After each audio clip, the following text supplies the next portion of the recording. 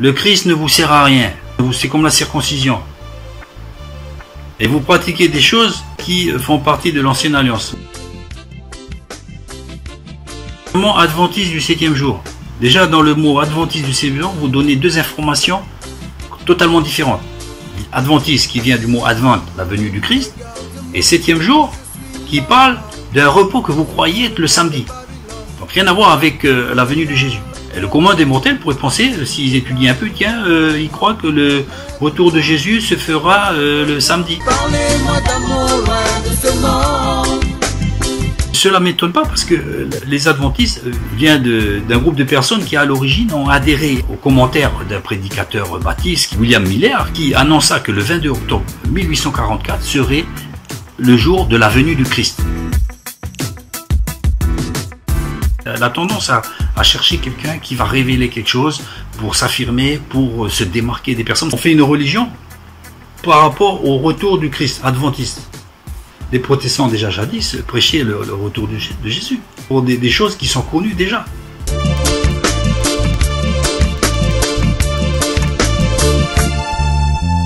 J'avais pensé à des personnes qui étaient prêtes à quitter l'église parce on voulait changer le piano à droite pour le mettre à gauche. D'autres sont sortis aussi de l'église parce qu'on avait arrêté des cours bibliques. Pour des petits détails, les gens ils sont prêts à sortir de l'église, à faire de nouvelles églises. Et sur quelle base? Sur des bases erronées.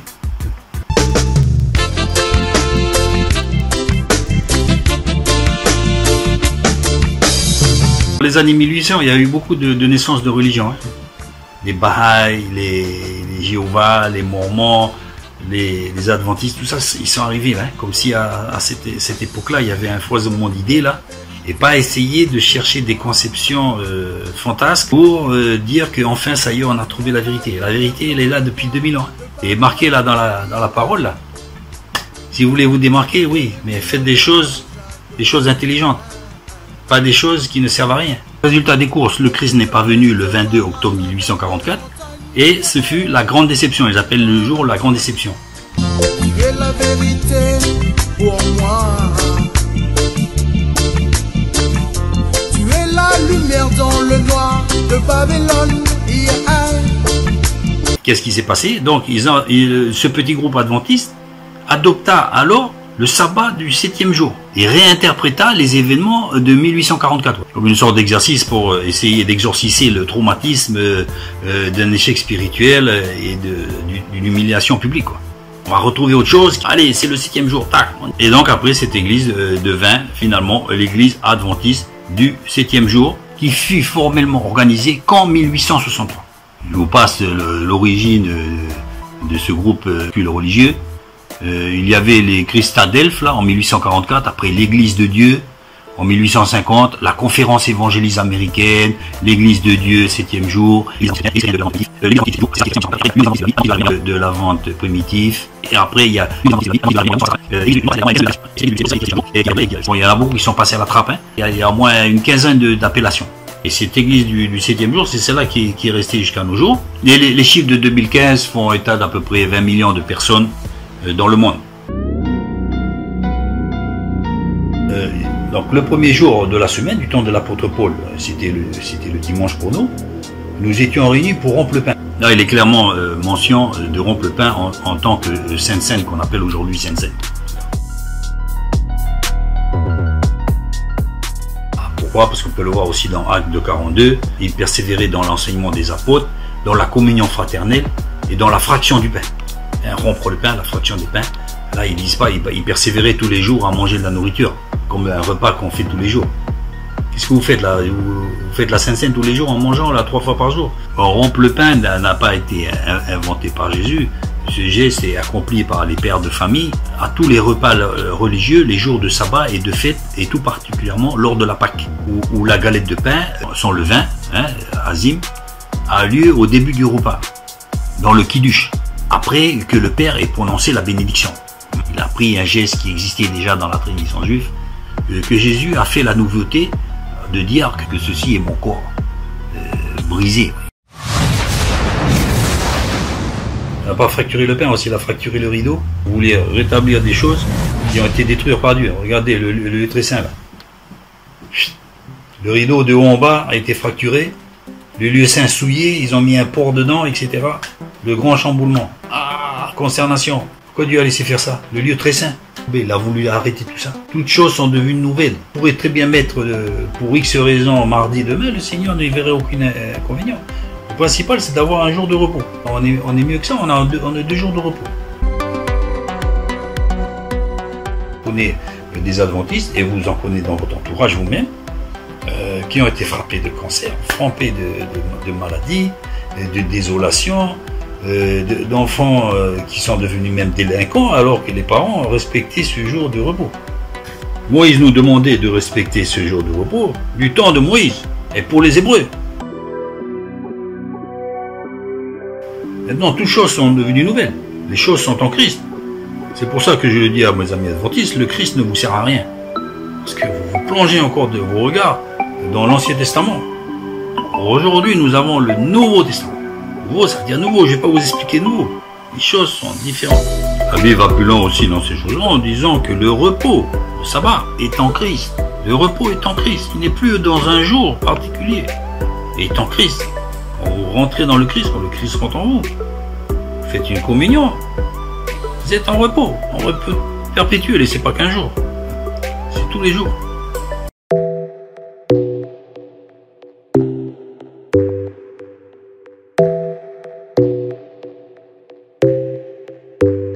Regardez le jour du sabbat que les Juifs, les anciens Juifs ont respecté. Le résultat de ces choses, c'est quoi? Les Romains sont arrivés, ils ont tout cassé. Ensuite, ils ont été déportés, même en Babylonie avant. Avec la Shoah, ils ont été déportés dans le monde entier. La destruction pratiquement totale en Europe, dans les camps de concentration. Ils étaient toujours là avec le sabbat. Qu'est-ce que ça leur a apporté?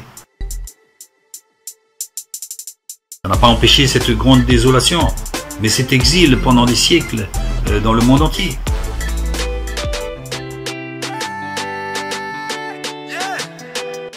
Bon, ce sont les Babyloniens au début et les Égyptiens qui ont établi que le dimanche serait le premier jour de la semaine.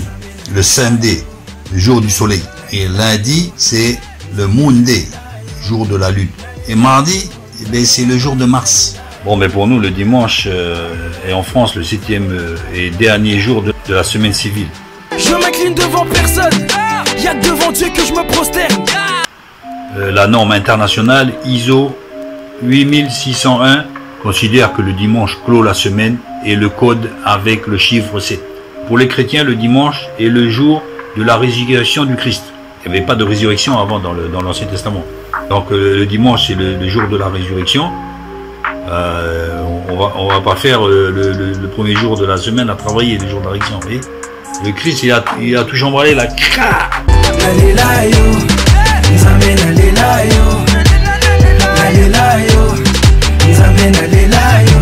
Résurrection. Elle aurait pu dire, attention, on va faire la résurrection le samedi. Hein? Comme ça, on va confirmer les anciens écrits. Non.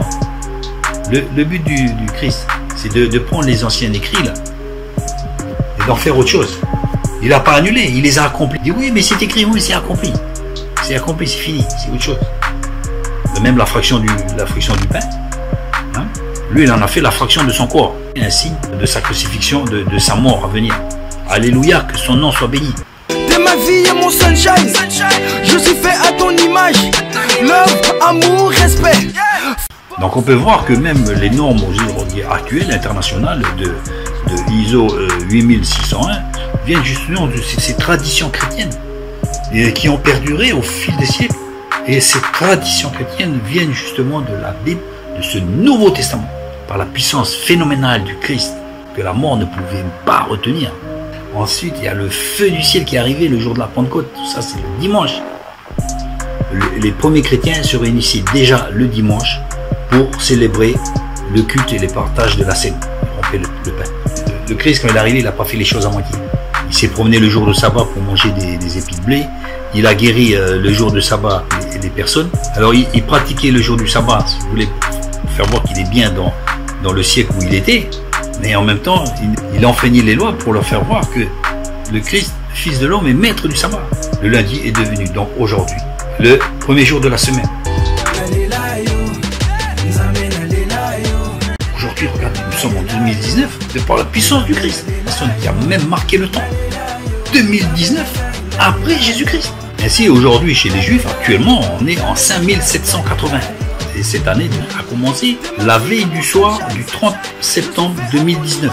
C'est bien encore là une preuve que le Christ a tout chamboulé, de sorte que nous, les Européens, nous sommes plus calqués sur le modèle hébraïque. Quelques erreurs doctrinaux, ne bois pas du café et du thé.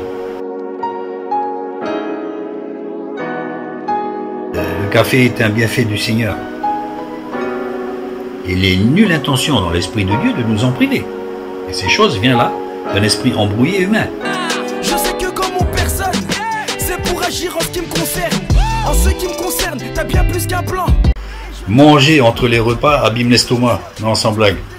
Je vous dis, il y a beaucoup d'adventistes qui sont morts du cancer et qui ont respecté ce genre de principes. Maintenant, il y a plus que ça.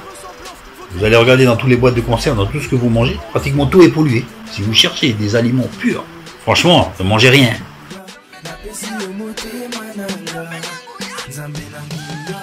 Il faut aussi calmer l'hystérisation de la société avec la nourriture. Il n'y a pas une journée où il n'y ait pas un aliment qui soit touché. D'ailleurs, il y a une étude récente qui a montré que si on prenait les aliments les uns après les autres, chacun d'entre eux était autant responsable de cancer qu'ils ne pouvaient nous protéger. Alors, vous voyez de temps en temps des personnes qui voient des porcs, ils filment des porcs qui se roulant dans la boue et ils disent voilà pourquoi je ne mange pas du porc. Mais le porc, il suffit de bien le cuire. Tout est bon, tout est bon, tout est bon. Tout est bon, tout est bon dans le cochon. Qu'est-ce que l'apôtre Paul nous dit? Mangez tout ce qu'il y a dans le marché. Ben non, eux, ils sont encore là, en train de s'amuser à dire Lévitique, il a dit ceci, là. Mais Lévitique, quoi? Lévitique, c'est le temps des Lévitiques. Ils sont où les Lévitiques? Il n'y en a plus. C'est fini. Le temple, il n'y en a plus. Les chantres, tout ça, il n'y a plus. Tout est bon, tout est bon, tout est bon. Du coin jusqu'à la queue en tire-bouchon. Je vous dis, allez à chercher du jambon, faites-vous un bon croque-monsieur. Tout est bon, tout est bon, tout est bon. Tout est bon, tout est bon dans le cochon. Le Seigneur sera content. Parce qu'il verra que vous avez enfin compris que les choses anciennes sont passées.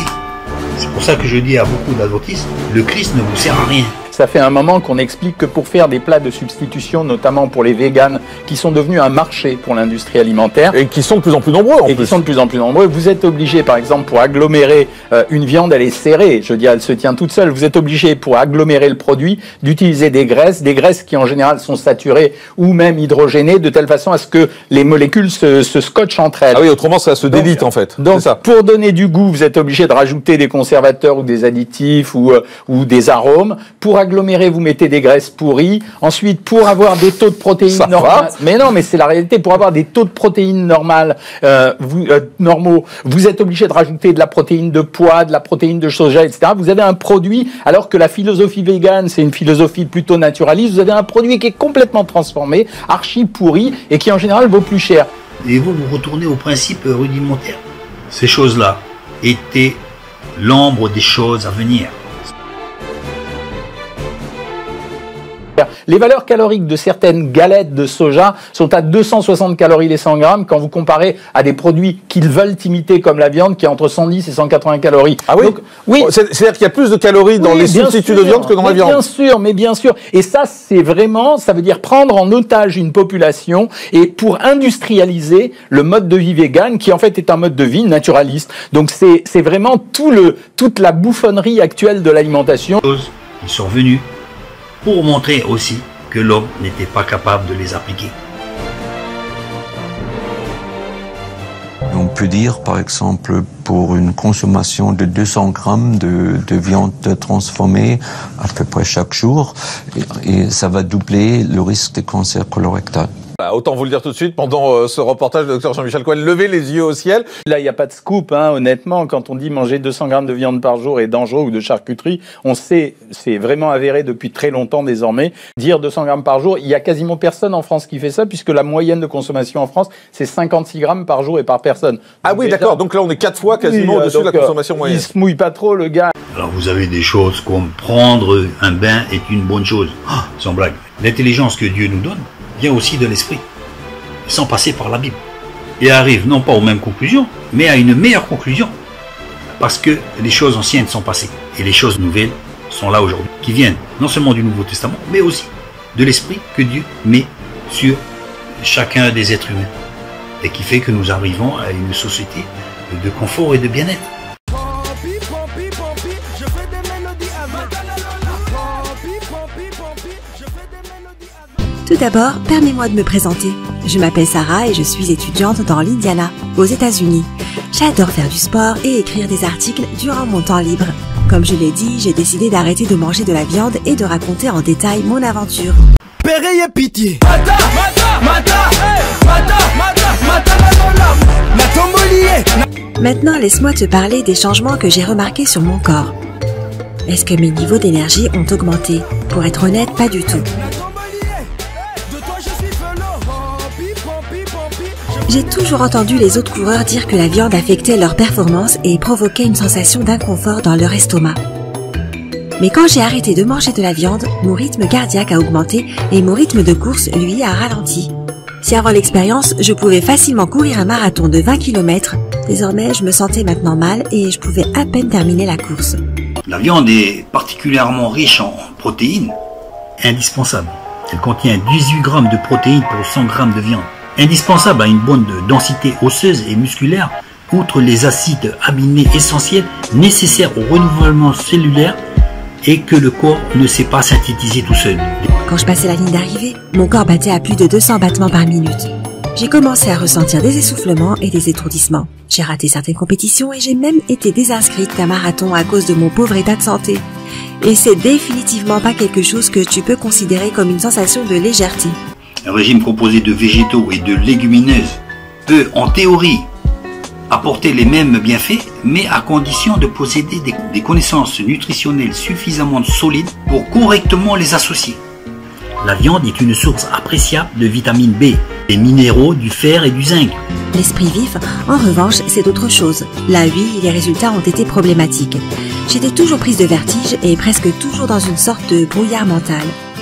Cela s'est tellement empiré que j'ai naturellement dû consulter un médecin. Donc, qu'est-ce que disent les diététiciens? C'est que être végétarien, c'est courir le risque de se tromper et d'être carencé. Parce qu'il y a beaucoup d'associations qu'il faut faire par rapport au menu journalier, par rapport aux apports différents de vitamines.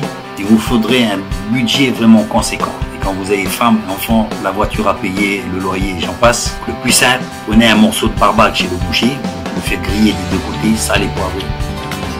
Le docteur m'a attentivement écouté et il m'a demandé de faire des analyses de sang. Et c'est là que mon expérience a vraiment basculé. Les résultats n'étaient pas très bons. Mon hémoglobine, la ferritine et les niveaux de fer sérique étaient beaucoup trop bas. Tout cela voulait dire une seule chose, j'avais de l'anémie. Le Christ, non seulement il ne vous sert à rien, mais la Bible aussi ne vous sert à rien. Donc, vous êtes une religion sans Christ ni sans Bible. Donc à mon avis, vous perdez votre temps. Pourquoi? L'apôtre Paul nous a dit, mangez tout ce qui se trouve sur le marché. Et vous continuez à faire des chinoiseries. Donc le programme national Nutrition Santé recommande donc de manger chaque jour 1 à 2 portions de viande, poisson ou œuf. Côté charcuterie, évidemment, mieux vaut en revanche limiter à 100 grammes par semaine. Et ces dernières ne sont en effet pas utiles sur le plan nutritionnel, ils sont souvent trop salés ou trop gras. Mais je peux vous dire que c'est bon en petite quantité. Et tout est dans la limite. Bon, cette religion adventiste possède de nombreux hôpitaux dans le monde.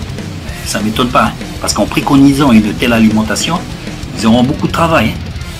Ça me fait penser aux pompiers incendiaires. Et sauf que là, apparemment, ils sont inconscients. Donc faisons attention à la religion, opium du peuple. Quelque part, c'est vrai.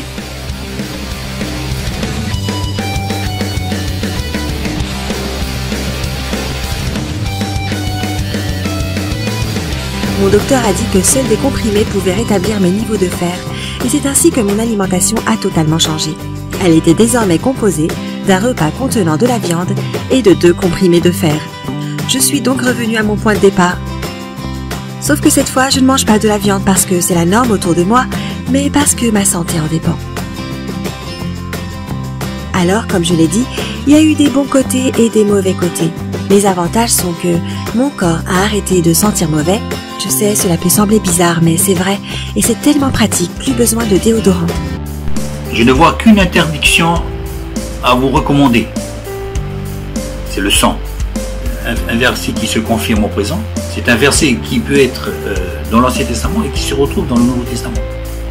Et c'est ce qu'on peut voir dans Actes chapitre 15, où l'apôtre Paul nous dit, car il m'a paru bon au Saint-Esprit et à nous, de ne vous imposer d'autres charges que ce qui est nécessaire.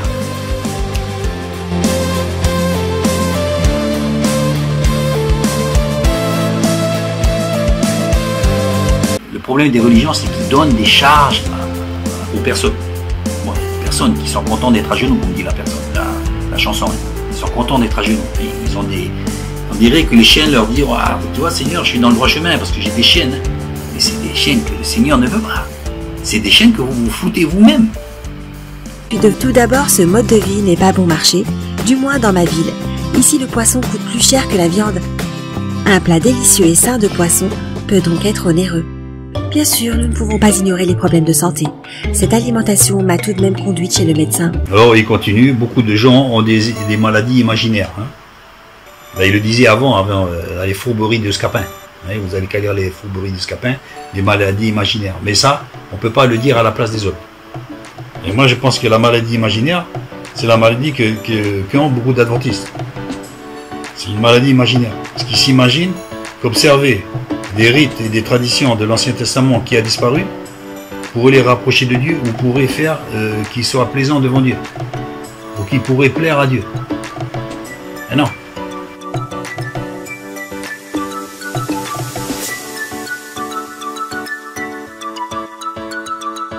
Faites tout ce que le Christ vous dira. Cessez de regarder à la lettre qui a vieilli.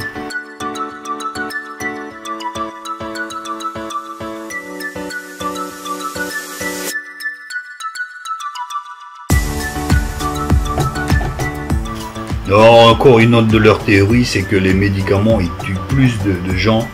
Les médicaments aujourd'hui tuent plus de gens que toutes les autres causes de décès réunies. C'est totalement faux. On estime que chaque année, 600 000 personnes meurent en France. Les 10 ou 20 000 personnes qui meurent de part de mauvais diagnostics ou mauvaise appropriation de médicaments, on est loin de la totalité ou plus de la totalité des décès. Non, il ne faut pas se faire vacciner, il ne faut pas... Tous ces vaccins, tout ça, même s'il y a eu des déviances, sont une bénédiction pour nous les hommes. Parce que ça nous a empêché de la polio, ça nous a empêché de contracter bien des maladies. Là, dans le vaccin, il y a un microbe endormi de la rougeole.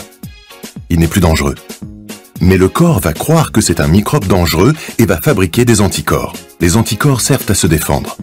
Ainsi, si un jour Adam est attaqué par le vrai microbe de la rougeole, il ne tombera pas malade. Amusez-vous à vous passer de vaccin, vous verrez le résultat. Moi, quand j'ai eu la rougeole et que je n'étais pas vacciné, mes frères et sœurs ont aussi eu cette maladie.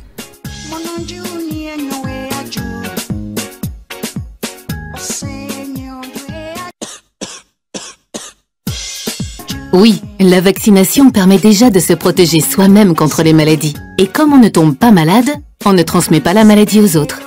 Donc, on protège aussi les autres. Donc, ce que l'apôtre Paul nous recommande, et ce que moi-même aussi peux confirmer d'après mes connaissances, c'est de vous abstenir du sang. Il n'y a qu'un aliment à s'abstenir, c'est le sang. Pourquoi? Parce que la vie, l'âme est dans le sang. L'animal doit être saigné. J'espère vraiment que ce projet va vous fortifier, va vous encourager, va vous relever. Il y a certaines choses que vous avez dû remarquer, c'est qu'ils prennent un prétexte pour basculer dans un autre excès.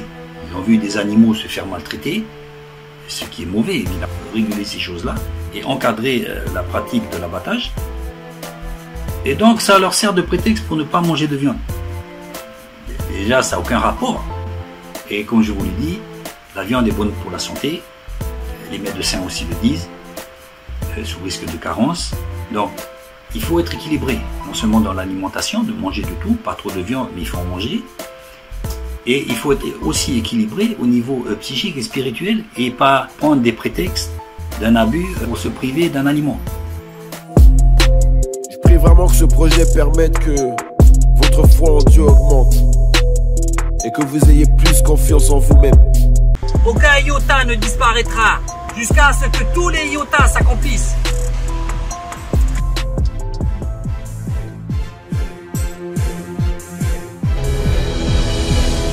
Tout est accompli. est accompli, tout est accompli. Satan est désarmé, humilié par Jésus-Christ. Tout est accompli pour les affranchis. Vis ta liberté en Christ, tu n'es plus condamné. Quant à la cuisson au barbecue, ben ça c'est une fantaisie, parce qu'on connaît pas beaucoup de gens qui mangent tous les jours sur un barbecue avec des sarments de vigne. Hein.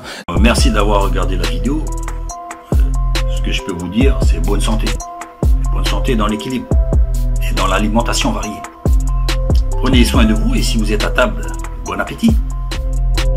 Je prie vraiment que ce projet permette que votre foi en Dieu augmente et que vous ayez plus confiance en vous-même. Merci infiniment pour tout votre soutien, toute la force que vous me donnez. Que Dieu vous bénisse abondamment.